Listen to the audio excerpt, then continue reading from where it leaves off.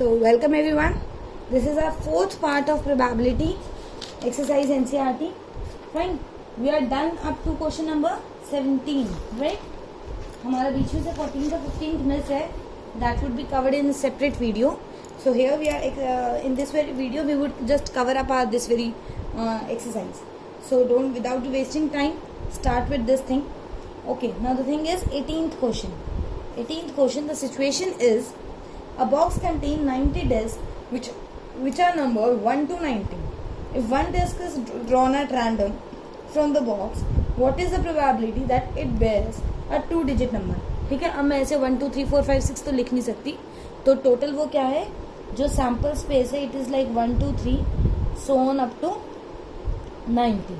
जब ज्यादा sample space होता है तो हम ऐसे लिख देते हैं.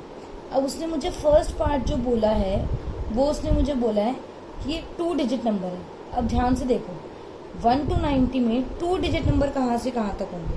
2 डिजिट नंबर जो होंगे वो 10 से स्टार्ट होंगे और कहाँ तक जाएंगे, 90 तक.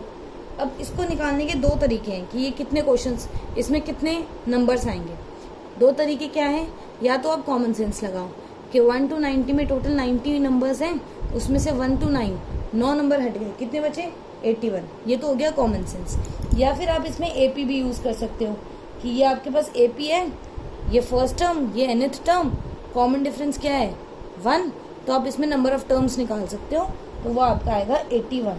ठीक है. कई बार अगर मुश्किल हो नंबर ऑफ टर्म्स निकालना प्रोबेबिलिटी में, तो आप एपी यूज कर सकते हो. यही होता है तरीका चीज़ों को यूज करने का. इससे आपकी एपी की नॉलेज भी बढ़ेगी और आपकी वैसे भी एनालाइजिंग स्किल्स भी बढ़ेगी कि हाँ भाई हमने एक चीज़ पढ़ी हुई है तो हम उसको यूज़ कहाँ से कर सकते हैं. तो टोटल 81 नंबर्स होते हैं जो 2 डिजिट होते हैं, 1 to 90. ठीक है. नेक्स्ट देखो परफेक्ट स्क्वायर. परफेक्ट स्क्वायर का कैसे बताओगे. लेट से मैंने एफ बना दिया. एफ को मैंने क्या लिखा कि मेरा परफेक्ट स्क्वायर है. अब खुद सोचो कितने परफेक्ट स्क्वायर हो सकते हैं 1 to 90 में. 1 का, 2 का 4, 3 का 9, ऐसे करते करते 9 का हो जाएगा 81. तो टोटल 9 नंबर्स के होते हैं. तो प्रोबेबिलिटी एफ की क्या आ जाएगी, टोटल 9 नंबर के परफेक्ट स्क्वायर आते हैं, 10 का तो आता नहीं है, तो ये हो जाएगा 1/10. देखो ये सारी चीज़ें कॉमन सेंस होती है.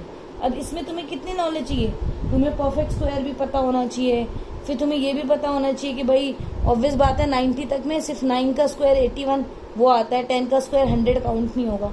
तो ये जो सारी चीज़ें होती हैं ये तुम्हें ध्यान रखनी पड़ती है. ठीक है. अब जैसे इन्होंने मुझे बोला नंबर डिविजिबल बाय 5. अब मैं क्या करूँगी, मैं लिखूँगी 5 10 15 सो ऑन अप टू 90 तक लिखूँगी सारे के सारे. अब दोबारा मैं कैसे कैलकुलेट करूँगी कि कितने नंबर्स हैं. या तो मैं लिखने बैठूँ 5 10 15 ऐसे करके. ठीक है. ये थोड़ा एडजस्ट कर देते हैं. या तो मैं इसको लिखने बैठूँ या फिर अगेन ए पी यूज़ करो. ए क्या है 5, डी क्या है 5 और nth टर्म कितनी है 90. तो 90 is equal to 5 plus n-1 5. 85 को 5 से डिवाइड करो, कितना आएगा 17 और माइनस का 1 उधर जाके प्लस का 1 18. सीधा सीधा आंसर आ रहा है. तो ये हमारा क्या हो जाएगा, प्रोबेबिलिटी कितनी आ जाएगी इसमें 18/90. So this is 2/10. नहीं 2/10 भी क्यों, 1/5. ठीक है. तो ये चीज़ें होती हैं कि जिसको आप यूज़ कर सकते हो. अब ये सारी चीज़ें आपको प्रैक्टिस से आएगी. ये कोई टीचर आपको नहीं बताएगा कि भाई हाँ अभी जैसे मैंने आपको हेल्प कर दी कि हाँ एपी यूज़ हो सकता है. ये कॉमन सेंस की बात है. अब अगर कोई रैंडम क्वेश्चन आ जाए तो वो तुम्हें दिमाग लगाना पड़ेगा कि हाँ भाई हमें इसको कैसे यूज़ करना है. ठीक है. तो सिंपल सा चीज़ है ये. अब देखो नेक्स्ट है, इन्होंने क्या करा, एक डाइस बनाई. एक बच्चा है उसने एक डाइस बनाई, बट इसने इसको फेयर नहीं रखा. क्यों, क्योंकि इसने जो कितने 6 बनाए हैं वो 6 एक बार नहीं बनाए, इसने एक को रिपीट कर दिया. तो ये एक अनफेयर डाइस है. अब अगर इसमें मैं प्रोबेबिलिटी निकालना चाहूँ तो प्रोबेबिलिटी कैसे निकलेगी, जो मेरी पहली इवेंट होगी उसमें ये कह रहा है कि मुझे ए चाहिए, गेटिंग ए. अब ए कितनी बार आ सकता है, 2 बार आ सकता है. तो प्रोबेबिलिटी ऑफ इवन क्या हो जाएगी 2/6, दैट इज 1/3. और सेकंड वाले में वो क्या कह रहा है, मुझे इवेंट 2 में मुझे वो क्या कह रहा है कि मुझे क्या चाहिए, डी चाहिए. अब डी कितनी बार आ सकता है, डी तो एक ही बार आ सकता है क्योंकि डी तो एक ही बार आया हुआ है. तो इसकी मेरी प्रोबेबिलिटी क्या हो जाएगी 1/6. ठीक है. इस हिसाब से करना है। तो बेसिकली कई बार क्या होता है, बच्चे जल्दबाजी में नंबर को लिख देते हैं कि जैसे अगर मान लो 2 आ रहा है तो 2/6 कर देंगे। नहीं, नंबर को नहीं लिखना, वो पर्टिकुलर नंबर कितनी बार आया है उसको लिखना है। ठीक है, तो ये ध्यान रखना है बहुत ज़्यादा। चलो नेक्स्ट देखते हैं। नेक्स्ट क्वेश्चन क्या है हमारा? 20th क्वेश्चन है। 20th क्वेश्चन देखो। फाइन, आई होप ज़्यादा स्पीड नहीं लग रही क्योंकि बहुत सिंपल क्वेश्चन है, तो मैं सोच रही हूँ आपके सारे कवर अप हो जाए। ज़्यादा कोई बहुत मुश्किल बात नहीं है, बहुत सिंपल सी चीज़ है ये। ठीक है, इन्होंने क्या बनाया है, एक रेक्टेंगल बनाया है। ये 3 मीटर है, ये 2 मीटर है। इसके बीच में इन्होंने एक सर्कल बनाया है जिसका डायमीटर है 1 मीटर का। ठीक है, ध्यान से समझो। अब इन्होंने क्या बोला कि मुझे एक ऐसी प्रोबेबिलिटी निकाल के बताओ कि जिसमें मेरा कोई that it will land dice है वो मेरा सर्कल के अंदर करे। ये बहुत इंपॉर्टेंट क्वेश्चन है। ठीक है, मैं इस पर स्टार बना देती हूँ। ये बहुत इंपॉर्टेंट क्वेश्चन है। तो वो क्या चाहता है कि मुझे ऐसी प्रोबेबिलिटी निकाल के दिखाओ जिसके थ्रू ये क्या है, ये सर्कल के अंदर लाई करे। तो सर्कल के अंदर कैसे लाई करेगा? देखो, सर्कल के अंदर प्रोबेबिलिटी डायरेक्टली लिख दूँ। देखो, सर्कल के अंदर लाई करने के लिए सर्कल का एरिया क्या है? πr²। तो पाई आर कितना है? 1/2, 1/2 का स्क्वायर। और नीचे क्या है? रेक्टेंगल। तो रेक्टेंगल का एरिया क्या होता है? L × B। तो ये हो गया 3 × 2। ठीक है, ऊपर सर्कल का एरिया, नीचे रेक्टेंगल का एरिया। तो ये हो गया पाई इंटू में 1/4, 3 × 2 = 6। तो ये बेसिकली प्रोबेबिलिटी आ गई मेरी π/24।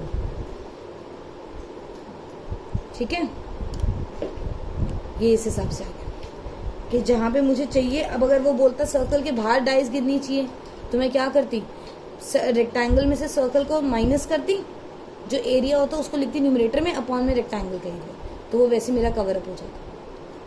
ठीक है, तो I hope it's very good. कोई ज़्यादा बहुत मुश्किल चीज़ नहीं है। ठीक है, चलो आगे करके देखते हैं। आगे देखो जल्दी से। हमारा जो नेक्स्ट क्वेश्चन है उसमें अगेन वही बल्ब वाला क्वेश्चन है, पेन वाला जो हमने अभी किया था एक। ठीक है, उसके सिमिलर सा क्वेश्चन है, तो ये हो जाएगा आराम से आपसे। 144 बॉल पेन है, करके देखो। 144 बॉल पेन है हमारे पास, और उसमें से क्या है, 20 डिफेक्टिव है, 21। टोटल 144 है, उसमें से कुछ है डिफेक्टिव और कुछ है वर्किंग। तो 20 अगर डिफेक्टिव है तो बताओ कितने होंगे जो वर्किंग होंगे? 20 डिफेक्टिव है तो 144 माइनस 20 दैट इज 124 जो है वो वर्किंग है। नूरी बोल buy a pen if it is good. अब आप जब पेन बाय करने जाते हो तो कैसे करते हो? शॉपकीपर बस आपको पेन देता है, आप ले आते हो? नहीं, अब उसको चेक करके देखते हो। तो नूरी शॉपकीपर के पास गई, उसने क्या करा, पेन को चेक करके देखा। अब कितनी प्रोबेबिलिटी है कि उसने बाय कर लिया होगा? देखो, ऑब्वियसली अगर उसने चेक करके देखा है तो वो ख़राब पेन तो बाय करेगी नहीं। तो अगर उसने बाय करा है इसका मतलब क्या है, वो वाला पेन जो है वो वर्किंग कंडीशन में है। तो ये आएगा 124/144। ठीक है, इसको कैंसिल कर लो, 4 के टेबल से 31/36। अब सेकंड केस में उसने क्या बोला कि नूरी ने वो बाय नहीं करा, विल नॉट बाय। उसने बाय नहीं करा, क्यों नहीं करा? वो तो पेन खरीदने ही आई थी, उसने बाय नहीं करा, इसका मतलब वो जो था वो डिफेक्टिव था। तो ये हो जाएगा 20/144। तो अब जो ऐसी वाली कंडीशंस होती हैं उनमें क्या होता है, या तो पेन चलेगा या पेन नहीं चलेगा। तो इसका आंसर आया 31/36, इसका आंसर आया 5/36। तो इन दोनों को अगर प्लस करोगे तो definitely will get the answer 1। तो ऐसी जो इवेंट्स होती हैं जिनमें कॉम्प्लीमेंट्री आंसर्स होते हैं उसमें क्या होता है, आपको डेफिनेटली जो आंसर है वो उनका सम 1 मिलेगा ही मिलेगा।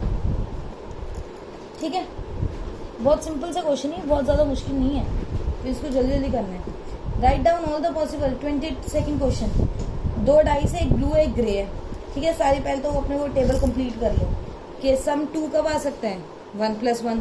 3 कब आ सकता है, 2 + 1, 1 + 2। ऐसे करके कंप्लीट कर लो। तो पहले वाले में तो कंप्लीट करना ही है। ठीक है, कुछ पर्टिकुलर केसेस हैं, मैं आपको करके दिखा देती हूँ, सारे तो कैसे हो जाएंगे।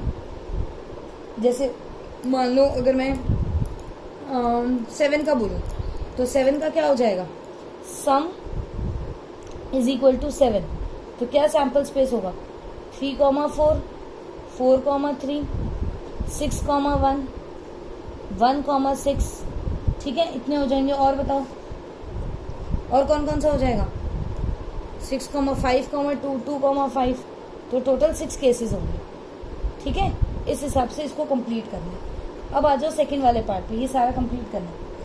The student argue that there are 11 possible outcomes. 11 possible outcome होता है क्योंकि सबसे बेसिक, सबसे कम वैल्यू सम में क्या आ सकती है 2, 1 + 1, और सबसे ज्यादा 6 + 6 12 आ सकती है। Therefore each of them has a probability of 1/11।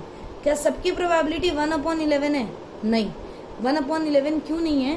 क्योंकि इसमें जो बेसिकली चांसेस हैं, जैसे 7 आने के चांसेस कितने हैं 6 टाइम्स है। 5 आने के चांसेस कितनी बार है 5 आने के चांसेस 4 टाइम्स है। कैसे 3, 2, 2, 3 और 4, 1, 1, 4। ऐसे 12 आने के चांसेस तो सिर्फ एक ही बार है। तो ये इस वजह से, ये क्योंकि अलग अलग है तो ये नॉट पॉसिबल है, सबके आंसर 1/11 नहीं आ सकते, ठीक है। इस हिसाब से इसको करना। चलो हो गया, ठीक है। सिंपल क्वेश्चन था, थियोरेटिकल क्वेश्चन था ये, तो ये तो हो जाएगा, कोई बहुत बड़ी बात नहीं है। नेक्स्ट क्वेश्चन देखो, एक गेम है, उसमें इन्होंने क्या करा 1 रुपये के कॉइन को 3 टाइम्स जो है टॉस करा। अब वो क्या कह रहा है कि हनीफ तभी जीतेगा जब 3 हेड आएंगे या 3 टेल आएंगे, वरना वो हार जाएगा। तो कितने की प्रोबेबिलिटी है कि वो लूज करे। इस केस में देखो पॉसिबल आउटकम्स क्या होते हैं, 3 बार हेड, 3 बार टेल, 2 बार head tail, head tail head, tail head head, ठीक है। ऐसे ही tail tail head, tail head tail और हेड टेल टेल, कितने बन गए 8 बन गए टोटल। ये 8 पॉसिबल आउटकम्स है। अब वो कहता है कि मुझे चाहिए कि हनीफ जो है वो लूज करे, ठीक है, लूज करे। लूज करने के लिए मुझे कौन कौन से आंसर्स चाहिए जिसमें ट्रिपल हेड और ट्रिपल टेल ना आए।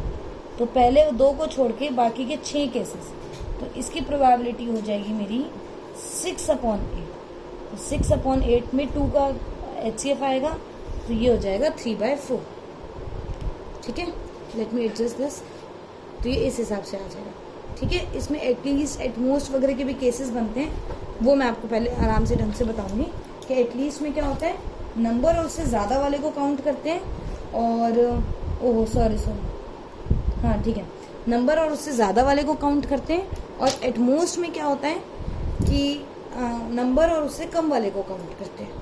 तो ये उसके भी क्वेश्चंस बनते हैं हमारे, ठीक है। वो हम एग्जाम्पलर के जो क्वेश्चंस होंगे ना उसमें कवर अप करना। चलो नेक्स्ट देखो, नेक्स्ट में हमारे पास क्या है, a die is thrown twice, what is the probability 5 will not come up either time. अब इसमें तो आपको क्या करना पड़ेगा, इसमें आपको पूरा सैम्पल स्पेस लिखना पड़ेगा कि जिसमें 5 बिल्कुल भी ना आए, ठीक है, एक बार भी 5 ना आए। तो वो कैसे करोगे आप, देखो सैम्पल स्पेस अगर मैं इसका लिख लूँ तो ये मेरे पास किस हिसाब से हो जाएगा, पहले तो वो वाले लिख लो जिसमें 5 आएंगे। तो 5 का 1, 5, 2, 5, 3, 5, 4, 5, 5, ठीक है। ऐसे ही ये सारे के सारे लिख लो। तो ये टोटल काउंट करो कितने केसेस बन जाएंगे, मेरे हिसाब से 11 केसेस बनेंगे ये, ठीक है।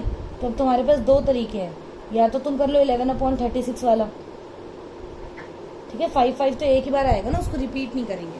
तो ये 36 केसेस ऐसे बनते हैं। तो ये टोटल 11 टाइम्स हैं जिसमें 5 आएगा।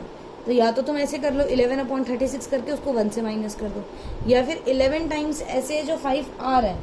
तो अगर मैं टोटल में से 11 को माइनस कर दूं तो 25 टाइम्स जो होगा विल नॉट अप एज 5, ठीक है। 25 टाइम्स 5 नहीं आएगा, तो ये प्रोबेबिलिटी क्या हो जाएगी इसकी 25/36। सिंपल, या तो 11/36 करके 1 से माइनस कर दो, कॉम्प्लीमेंट्री इवेंट वाला फॉर्मूला लगा दो, या फिर क्या करो डायरेक्टली कर लो। अब वो कह रहा है कि 5 एटलीस्ट, देखो एटलीस्ट में क्या होता है, एट लीस्ट मैंने तुम्हें बोला at least you have to get 30 marks. इसका मतलब आपको 30 और 30 से ज़्यादा मार्क्स लाने, एग्जैक्टली नहीं लाना। 3 चीज़ें होती हैं, एटलीस्ट होता है, एट मोस्ट होता है, और एग्जैक्टली होता है। तीन चीज़ें होती हैं। एटलीस्ट में क्या होता है, नंबर और उसके ग्रेटर वाले को काउंट करते हैं। एटमोस्ट में नंबर और उससे लेस वाले को काउंट करते हैं। और एग्जैक्टली में वो नंबर ही आना चाहिए। तो इधर वो क्या कह रहे हैं कि 5 कम से कम एक बार आए, एक से ज़्यादा बार भी आ सकता है। तो कम से कम एक, ये वाले केस है 10 केस, और एक से ज़्यादा कितनी बार आ सकता है, 2 बार आ सकता है, तो ये वाला केस है। तो इसमें हमारा क्या बन जाएगा, वही 11 वाला आंसर आ जाएगा। तो इसका आंसर आ जाएगा हमारा 11/36। इसमें हमने एटलीस्ट वाला केस जो है वो यूज़ करा। ठीक है, ज़्यादा मुश्किल नहीं था ये। नेक्स्ट देखो 25, which of the following argument are correct and which are not correct. ये तो सिंपल थ्योरी वाला क्वेश्चन है। कैसे करोगे, if 2 coins are toss simultaneously there are 3 possible outcome, 2 head 2 tail और 1 ऑफ ईच। अभी अभी मैंने आपको बताया था कि अगर आप दो, ये तो आपका ऐसे ही हो जाएगा। क्या है हमारा हेड टेल वाला, ये रहा 23rd क्वेश्चन का सैम्पल स्पेस देखो ध्यान से।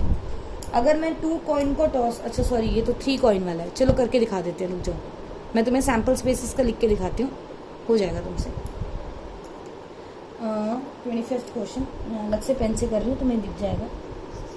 ठीक है, क्या होगा, head head, head tail, tail head और टेल टेल। ये वो कह रहा है कि अगर इसमें 3 पॉसिबल आउटकम हो सकते हैं, नहीं 3 पॉसिबल आउटकम नहीं होते, 4 पॉसिबल आउटकम होते हैं। ठीक है, 3 नहीं हो सकते, तो ये इनकरेक्ट है। If die is thrown there are 2 possible outcome, odd number और इवन नंबर।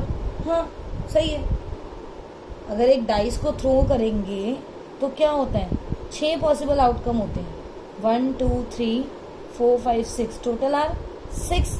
इसमें से क्या होता है, इसमें से अगर मैं देखूं तो 3 हेड, 3 इवन होते हैं, 3 ऑड होते हैं। तो हाँ, मैं इसको इवन और ऑड में डिवाइड कर सकती हूँ। फाइन, तो ये ज़्यादा मुश्किल नहीं था। अब इसके साथ हमारी 15.1 कवर हो गई। सिर्फ प्लेइंग कार्ड्स के 2 क्वेश्चन रहते हैं, उसके लिए मैं इसका अलग से एक पार्ट बनाऊंगी। ठीक है, so do cover that also and then will meet for 15.2। So till then take care, okay, see you again, bye bye.